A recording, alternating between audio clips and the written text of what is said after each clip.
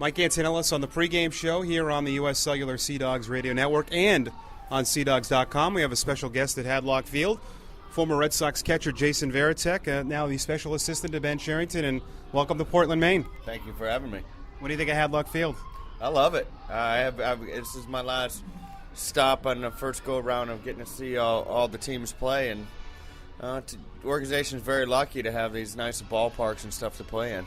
Been to Maine before? No. I haven't. I've been through Maine a couple times, but I've never really stayed here. All right, people always want to know, what is Jason Varitek's official title? What are you doing right now in the Red Sox system?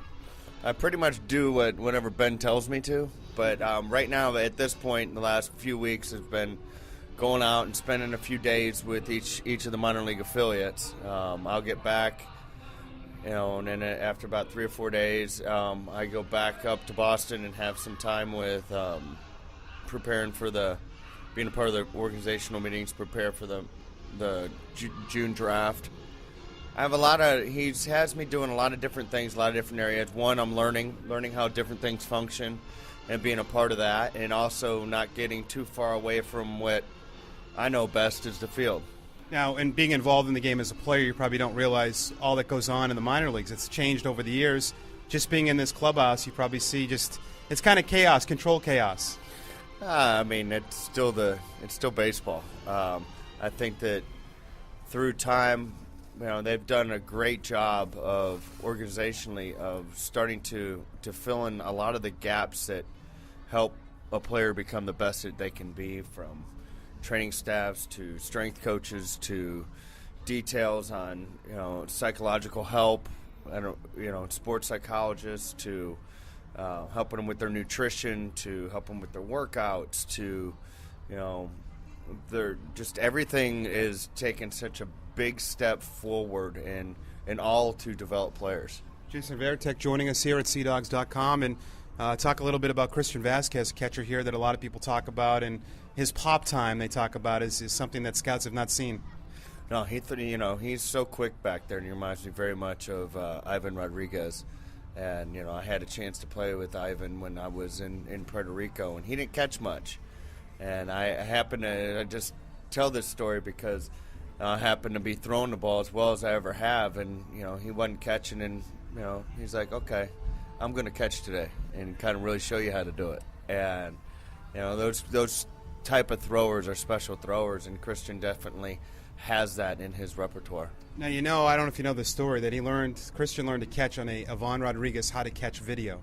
I could see that because there's a lot of similarities. There's also a lot of similarities, stature, besides them being from the same island. One thing that I've learned over the years with the Sea Dogs catchers that have come through here, Mark Wagner, John Otness, one guy they always brought up was you, and how you would take those guys out when you played the dinner and talk to those catchers. What were those dinners like?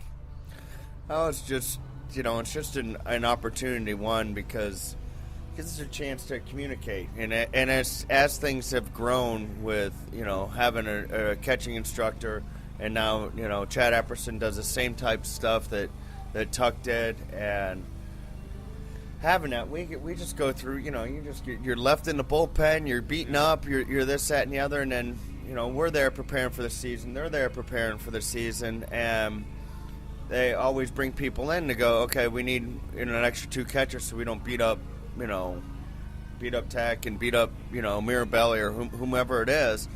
And these guys come in and do work. Well, I say thank you to them. Here's our time.